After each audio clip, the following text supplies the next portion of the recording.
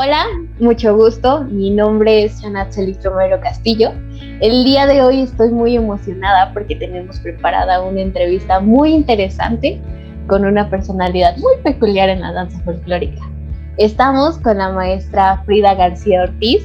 Ella es licenciada en comunicación con formación artística y dancística desde 1998 en distintos grupos de danza como lo es el Grupo Danzar. Tiene formación artística en distintas áreas como lo es la danza folclórica, contemporánea, hawaiana y afroguineana.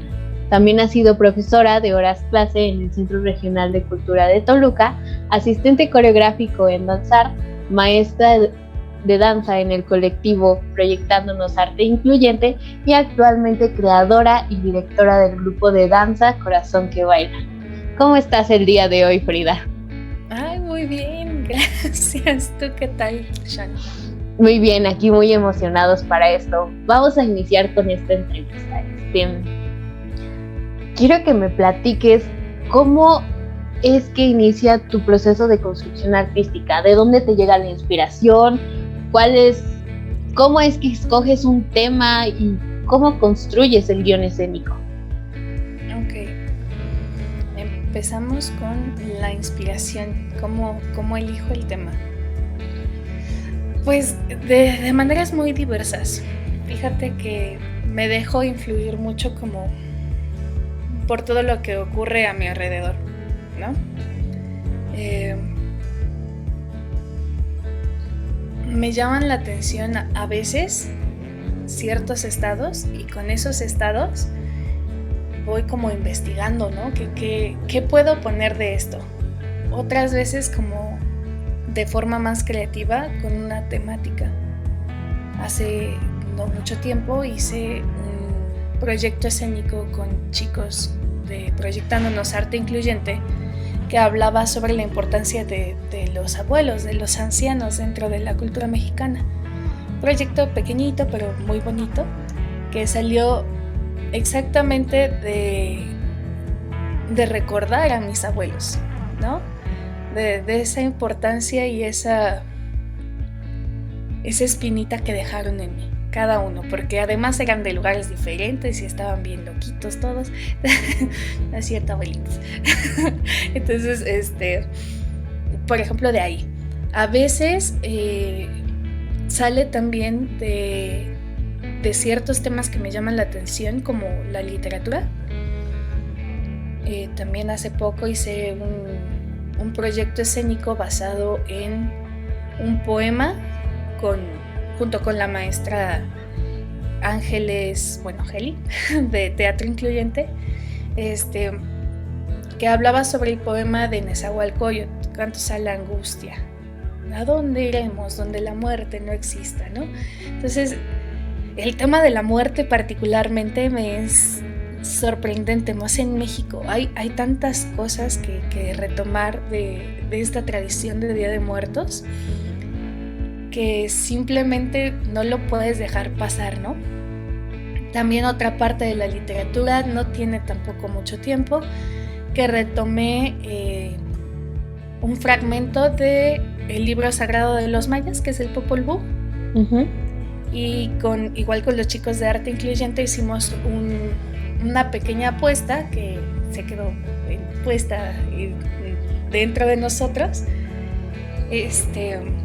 sobre el origen de la cadena alimenticia para los mayas. Está súper interesante. ¿Qué otras cosas me baso? Pues en eso voy dejando que lo que me gusta me fluya y después lo investigo. Así es como empieza la propuesta. Es muy bueno, como siempre siento que las cosas fluyen mejor cuando hay algo que te gusta y realmente te interesa, porque como que pones todo de ti, ¿no? O sea, no es ya solo como un tema más, como que lo apropias tantito más a ti y se hace como más, ¿qué podría ser? Pues sí, más interesante el asunto. Y por ejemplo, a la hora de construir ya como tal un guión escénico. Bueno, para construir el guión escénico primero hago toda una investigación. porque sí es cierto que retomo partes de la literatura, retomo partes de teatro, o sea, sí hay como una variedad de donde saco las ideas, pero siempre tengo que investigar para saber que no la estoy regando, ¿no? y con esa investigación ya comienzo un proceso creativo como tal. Tengo primero una idea, hago la investigación. Después de la investigación me centro específicamente en el guión. El guión lo voy tratando como por partes. Voy poniendo como las ideas importantes de mi investigación. Y digo, esto lo quiero rescatar, esto lo quiero rescatar, esto lo quiero rescatar. Ahora, ¿cómo iniciamos nuestro guión escénico? Dependiendo de las ideas, de esas ideas que yo tenga, voy escribiendo. La verdad es que me gusta mucho escribir y con la investigación me es mucho más fácil escribir y mucho más rápido. A veces dejo que las ideas fluyan, a veces me regreso y digo, como que esto no conecta, no cuadra, ¿no? Eso, el guión escénico en cuanto a texto. Y después de poner el texto en forma, veo en dónde va la danza, cómo la puedo ligar, ¿Qué quiero expresar con esta danza? Y entonces también voy haciendo un tipo de guión, pero dentro del guión escénico, donde tengo toda la parte de texto y luego toda la parte de danza, lo separo, ¿no? Y después de esta parte de la danza, de saber, voy a poner esta pieza, voy a poner esta pieza, esto va a estar enlazado con esta primera parte en donde los personajes se conocen, se enamoran, no sé, y con eso voy creando el movimiento, creando el movimiento voy a hacer otra parte que es anotar las coreografías, porque si no se olvida todo. Sí, para mí es muy importante que un texto tenga un inicio, un desarrollo y un desenlace, como un cuento, como una novela. El nudo o el problema tiene que ser pues importante, porque es lo que le da el saborcito de ¿y ahora qué? ¿No? Y busco justamente que ese saborcito de ¿y ahora qué? También se puede expresar con danza. En este poema de ¿A dónde iremos?, por ejemplo, nosotros buscábamos con los chicos con síndrome de Down y justo buscábamos con los chicos de síndrome de Down darles a entender y saber qué es para ellos la muerte, ¿no? Y conforme a eso ir construyendo. Nosotros en ese entonces no teníamos un guión, teníamos una idea, pero queríamos saber dentro de esa idea cómo percibían ellos que era la muerte. Entonces, pues recurrimos a una psicóloga, Alice Huerta, que nos dio una sesión para reconocer qué es lo que los chicos pensaban y sentían acerca de la muerte. Y esto es importante dentro del guión escénico como parte del texto y del guión de movimiento, el dancístico, por así llamarlo. Porque entonces tú comprendes qué es lo que ellos piensan. Por ejemplo, a ellos se les hacía como que la muerte era quedarse dormido, ¿no? Entonces, dentro de la construcción del movimiento, tú tenías que ver primero las capacidades de los chicos, ¿no? Algunos tienen, no sé, algún problema en la rodilla y entonces no se pueden hincar o les cuesta trabajo. Y entonces con este movimiento tú tienes que ver cómo lo pueden expresar, desde qué perspectiva puedes tú abordar con sus capacidades el desarrollo de la vida, porque es un ciclo, lo que plasmamos fue todo el ciclo de la vida a través del movimiento. Lo plasmamos de una planta, un animal que nace de huevo, un ovíparo, y desde el ser humano, ¿no? Entonces, como dividimos a las personas dentro de lo que nosotros pensábamos que era lo que ellos podían expresar respecto a lo que ellos nos comentaron. Entonces, así lo construyo yo. Seguramente habrá mucha gente que lo construya diferente, ¿no? Ver las posibilidades de las personas que tienes alrededor. Para esto que ya tienes escrito de esto es lo que quiero, ahora juntarlo con esto es lo que puedo alcanzar a hacer.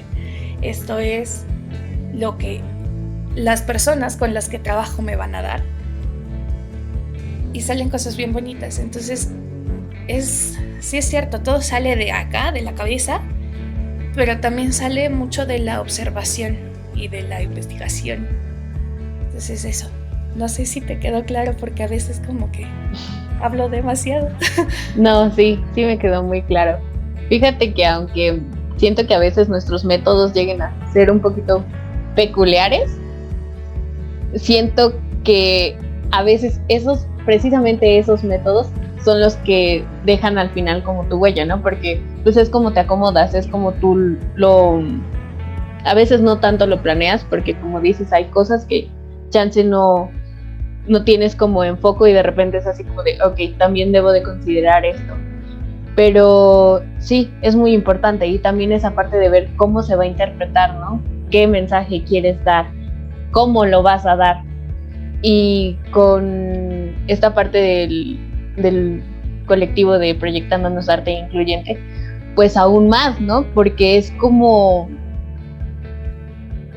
pues es eso, es arte incluyente, y el hecho de darles como esa voz, de ver cómo ellos se sienten respecto a un tema, pues igual finalmente termina siendo uno de los pilares de estas puestas escénicas. Pero ahora volviéndonos un poquito para atrás, a esta parte de la investigación que tú me mencionas. Sin duda alguna es el gran pilar, eso sí es el gran pilar, porque es como, o sea, si no tienes la investigación, si no sabes sobre el tema, no tienes absolutamente nada. Entonces, ¿a qué tipo de investigación recurres tú para ser el sustento de tus puestas escénicas? ¿De dónde sacas la información? ¿Cómo la obtienes? Bueno, hago una investigación documental. ¿De dónde lo saco? Pues generalmente de documentos, videos y documentales acerca del tema que estoy investigando, ¿no? Actualmente estoy haciendo una pequeña investigación sobre la negritud en la parte veracruzana, en Veracruz, para un proyecto escénico muy bonito que tengo ahí en mente. Y justamente a través de textos, de literatura, la literatura para mí es sumamente importante, porque la literatura, el arte de la literatura te puede plasmar muchísimas cosas que tú no tenías contempladas, ¿no? Creo que la literatura nos da muchos elementos de cómo han ocurrido ciertas cosas. Y si lo combinas con la danza y el teatro y esto y aquello, salen cosas muy padres. Entonces, yo, fuentes documentales, libros de literatura, investigaciones de personas ¿no? Investigaciones antropológicas, también documentales y también documentos que comparten a veces en los congresos de danza, ¿no?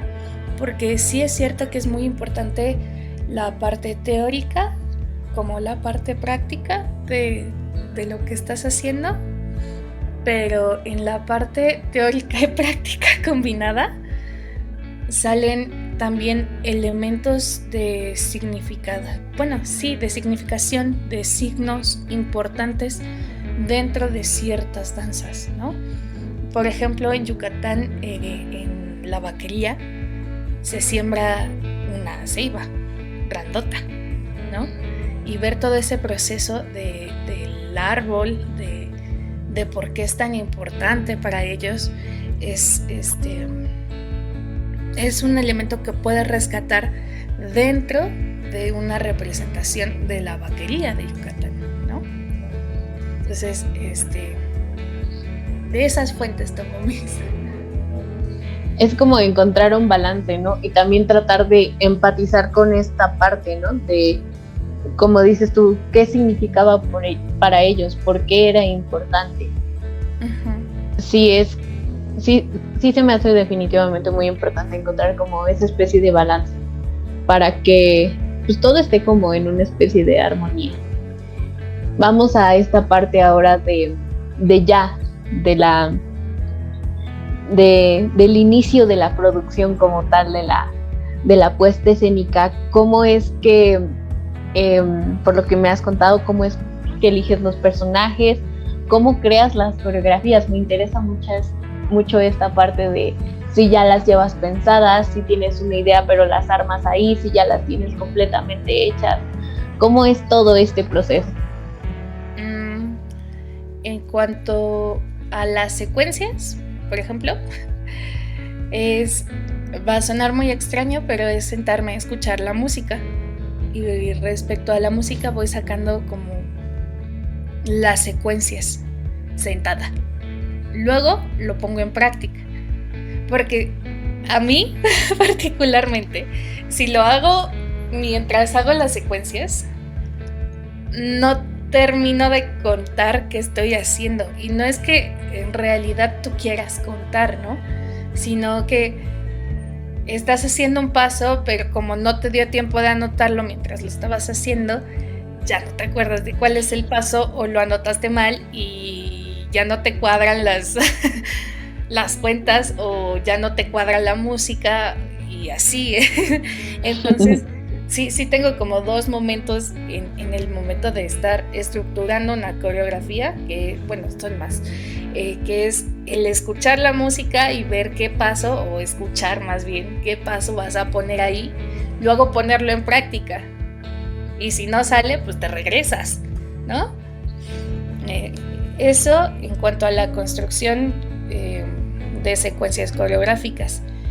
En cuanto a la construcción ya de la coreografía, de los desplazamientos y eso, tengo ideas respecto a lo que quiero, a lo que necesito expresar. Entonces esas ideas las voy plasmando también en una libreta. Y esto es reciente porque en realidad yo hacía coreografías pensando en visibilizar nada más que todos los bailarines se vieran, y que se hicieran bien las figuras, y apenas tiene realmente poco que digo, bueno, sí, estas figuras están bien, pero ¿para qué quiero esta figura? ¿Qué me expresa esta figura? ¿Qué tiene que ver con lo que estoy haciendo? ¿No? Entonces, para mí es algo nuevo y es complicado, pero creo que dentro de la coreografía, dentro del movimiento, sobre todo en folclore, porque en danza clásica y en danza contemporánea y otros tipos de disciplinas dancísticas, sí se hace, ¿no? Pero, y no dudo que otros maestros sí lo hagan, pero para mí es algo nuevo tratar de contar una historia a través no solo del movimiento de los bailarines, sino a través de la presencia escénica que tienes de un punto A a un punto B. Ajá. Tú tienes una intención, necesitas esa intención, ¿no? Creo que así es como yo plasmo una coreografía.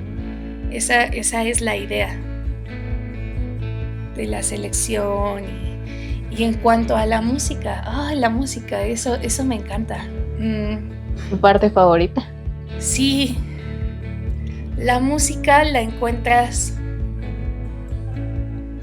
desde mi perspectiva, la encuentro por casualidad. Voy escuchando cosas en la calle porque me estoy bañando y estoy escuchando y sale en la lista de reproducción una pieza de Los Parientes de Playa Vicente, ¿no? Y digo, wow, esto tiene una historia y ya me lo empiezo a imaginar, ¿no? Entonces, te digo, a veces justo de escuchar la música es de donde sale la idea, ¿no? De cómo hacer tu proyecto escénico. En cuanto a la selección de personajes, eso es, creo yo, más sencillo.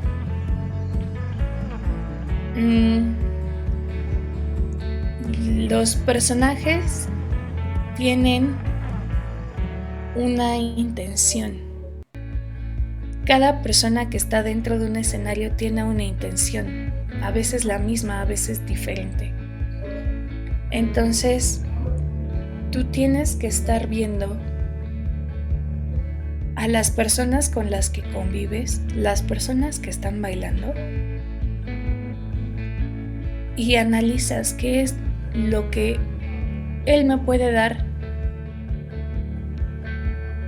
Y justamente eso, analizas no sus posibilidades inmediatas ni lo que pueda dar después, sino su interpretación, su sentir.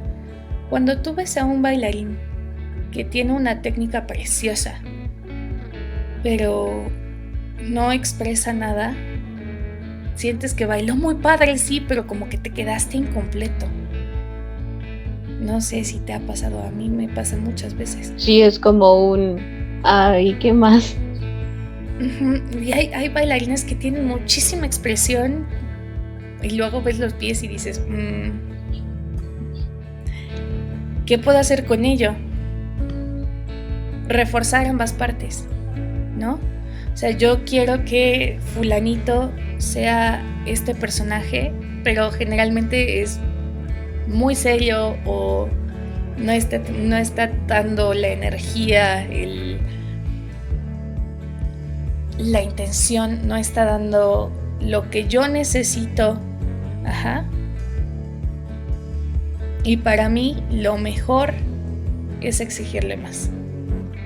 Porque las personas no es que no puedan dar ese plus o que no sepan dar ese plus. O sea, es un momento de experimentación. Todos tenemos algo que decir y una manera particular de decirlo y de hacerlo. Entonces, no sé, yo quiero que él esté enojado y va así como, ¿no?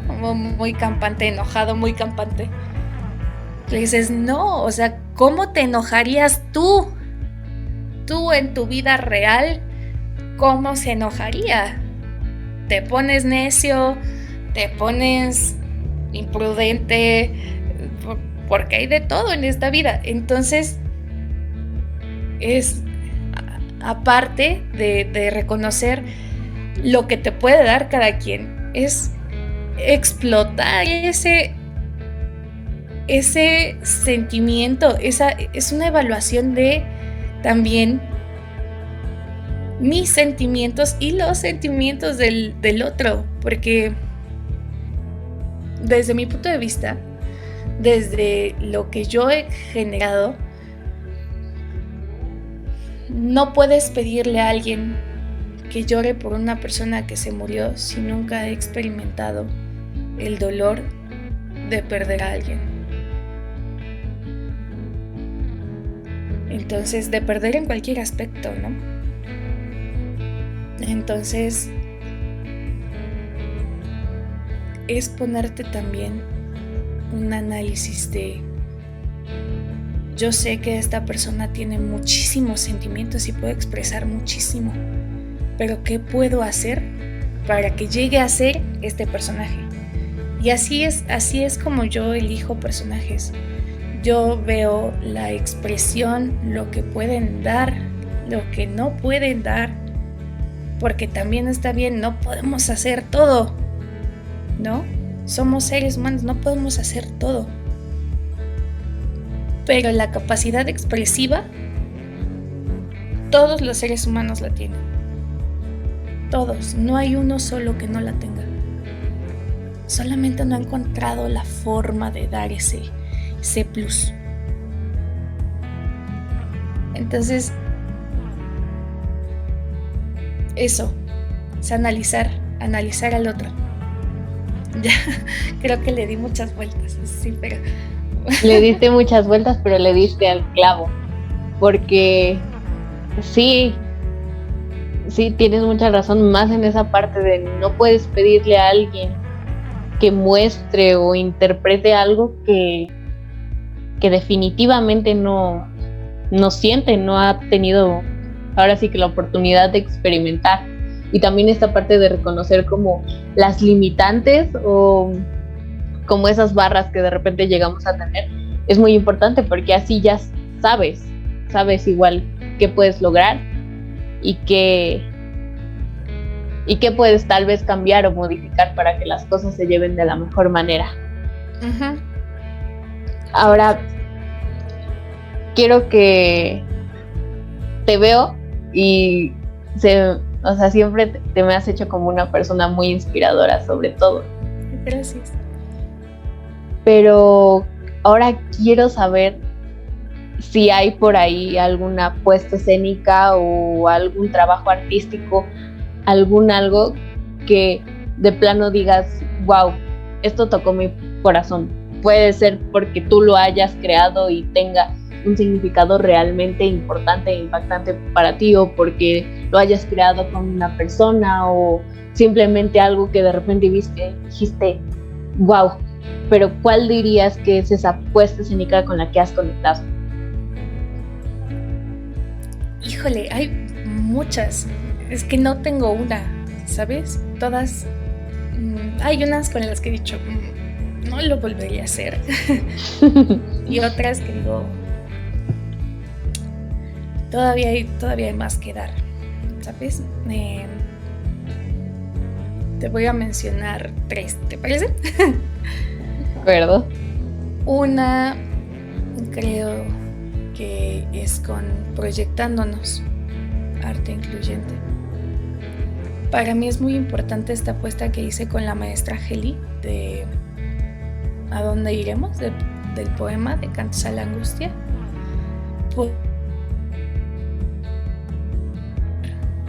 Proyecto con personas con discapacidad. Y muchas veces el darte cuenta que hay otras formas que no son la perfección técnica, pero si hay un sentimiento, si hay un mensaje, si hay una estructura, te llega. Para mí esa apuesta es muy bonita, es muy sencilla y es muy bonita. Ay, no, creo que te voy a dar 4. La de Los Huehues, que es un proyecto inspirado en mis abuelos. Esa me tocó por la parte emocional, ¿no? Yo no tuve la oportunidad de agradecerles, ¿no? En vida lo que me dejaron, lo que me dieron, parte de lo que soy ahora. No tuve la oportunidad porque estaba muy chamaca y me interesaban otras cosas, o no tuve el tiempo, o es que uno de chamaco es a veces más como vamos a vivir. Entonces, después te vas dando cuenta que te dieron tantas cosas que se te van a quedar en la memoria, ¿no? Y tienes que plasmarlo de alguna forma, ¿no? Esas dos con Proyectándonos. Y esas son mías y de la maestra Geli. Por otras en las que he participado que me han llenado muchísimo, creo que por orden de aparición en la que colaboré en ellas, empezaría con El Corazón Su Danza, un proyecto de la universidad en el que juntaron un montón de disciplinas, ¿no? Hubo tango, danza africana, folclore, flamenco, danza contemporánea, y todo eso iba unido con una misma idea, ¿no? Conocí gente maravillosa que me enseñó y que admiro mucho, mucho, mucho, mucho. Entonces ese proyecto, además nos dieron clases de actuación un poco. Fue como un curso intensivo de actuación, porque decían, es que sí, pero está faltando hacer clic en algo, ¿no? Y sí, ese fue un proyecto que dije, creo que es momento de que la danza se vean más cosas de estas que solo bailes seguiditos, ¿no? Y la otra es Mictlán. Híjole. ¿Qué te puedo decir? Me costó mucho trabajo porque aunque yo no dije mucho y decía una línea ya, pero el decirlo de forma correcta, híjole, me costó, no sé si lo logré, pero me costó muchísimo. Me costó muchísimo interpretar a los diferentes personajes, porque se hicieron diferentes personajes dentro de Mictlán. Está dividido como primero te plantean la muerte y lo que es la muerte y su origen después prehispánico, y luego, o sea, hay un salto de tiempos, no podría decirlo de otra forma, de los tiempos, de cómo se expresa la muerte en México a través de diferentes tiempos, a través de diferentes culturas, etnias, cómo se combinó con los españoles, ¿no? Que también tuvieron como una fuerte influencia de ahora hay que rezarle a los muertitos. El hacer cada personaje me costó. Y yo había visto la obra años atrás, ¿no? Años, pero años. Como cuántos, no sé, yo vi la obra como a los 12 años. Y luego me dieron la oportunidad de hacerlo con el maestro Jaime y con la maestra Yasmín Tapia. y con los actores espectaculares con los que trabajamos, porque son buenísimos, o sea, tú los ves y dices, ¡ja! Ya me está dando risa esto, ¿no? O neta te hacen llorar.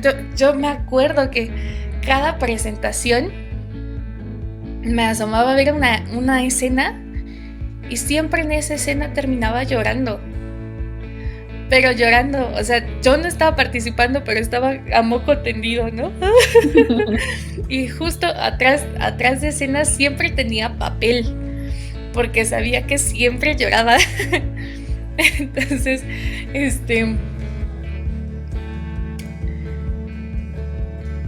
cuando yo la vi de 12, me quedé impactada, ¿no? Y cuando la hago a los 20 y cacho, me sentí muy agradecida porque ha sido una de mis obras favoritas. O sea, y de teatro, ¿qué te hablo, no? De teatro he visto unas cosas maravillosas generadas por la universidad también. Qué bárbaros. Pero esas 4. Tu top 4. No, sí, la verdad es que, por ejemplo, ahorita que me comentas sobre ellas, como que todas son muy diferentes y también están como en distintos niveles de, tal vez de complejidad, pero puedes conectar con lo más sencillo o con lo más complicado, pero sí, una vez que existe como ese clic, ya no hay más. Simplemente empatizas y se logra como este momento mágico en el que el público o tú mismo como creador dices, wow, esto está pasando. Ajá. Sí. Bueno, pues ya casi para terminar, ya se nos está acabando este momento precioso. Quiero que nos des un consejo. ¿Qué recomendación podrías darnos para explotar esta parte del proceso creativo y poder hacer esta parte de la conexión que hemos estado tratando durante toda la entrevista? Okay. Creo yo que más bien yo les recomiendo que no se queden con una sola disciplina, que siempre busquen ir más allá. La danza folclórica es muy bonita, sí, pero hay más, ¿sabes? Hay más de lo que te puedes apoyar. No te quedes solo con muevo bien los pies y expreso lo que tengo que expresar dentro de la danza folclórica. Busca clases de teatro, busca clases de música, busca ballet contemporáneo, lo que tú quieras. Pero siempre intenta ser multidisciplinario. Para mí eso es algo súper importante, porque entonces construimos gente más consciente y más apegada a lo que es él, y con ese apego que encuentras en otras disciplinas, con esa expresión, con esa forma de dar con más cosas, de resolver en diferentes áreas, te da la capacidad de resolver y de hacer cosas más allá de lo que ya se venían haciendo, ¿no? Que también esto de la creación no es nuevo, ¿no? Tiene años y lo podemos ver en la danza clásica. Digo, tienen el cascanueces, la Bella Durmiente, mi favorito que es el Lago de los Cisnes, tienen de todo. Igual en la danza contemporánea es otra forma de ver, otra construcción, pero no bailan por bailar. Dan un mensaje cada quien interpreta el mensaje como se le da la gana, ¿no? Y también lo expresa como se le da la gana. Claro, siempre con una dirección, ¿no? Pero es importante ir más allá de solo lo que estás haciendo. Siempre buscar más. Ese es el consejo que les doy. Simplemente busquen más allá. Vayan más allá. Ya. Pues muchas gracias, es un consejo la verdad muy bonito. Son palabras que aunque tal vez parezcan simples, son muy importantes y muy impactantes, porque sí, es esta parte de buscar como el ideal del artista completo, de no solo quedarte con lo que ya conoces, sino explorar y seguir explorando, porque creo que estamos en un mundo de constante crecimiento y es importante no quedarse como estancado. Pero pues muchas gracias, Frida, la verdad me encantó estar aquí, poder entrevistarte. Yo sé que eres una mujer muy ocupada y la verdad este tiempo que me has obsequiado me parece muy, muy lindo, porque creo que tampoco hay cosa más valiosa que el tiempo. Entonces, pues muchas gracias por contestar a mis preguntas, por compartir con nosotros y pues gracias. Muchas gracias, Shan. Muchas gracias, de verdad también valoro mucho este tiempo que me has dado para hablar de mis locuras y que me hayas entendido, porque de repente empiezo con un tema y me malviajo y ¿no? Pero gracias. Bueno, pues esto sería todo por el día de hoy. Muchas gracias por estar aquí, muchas gracias por escucharnos y nos vemos hasta la próxima. Gracias. Bye.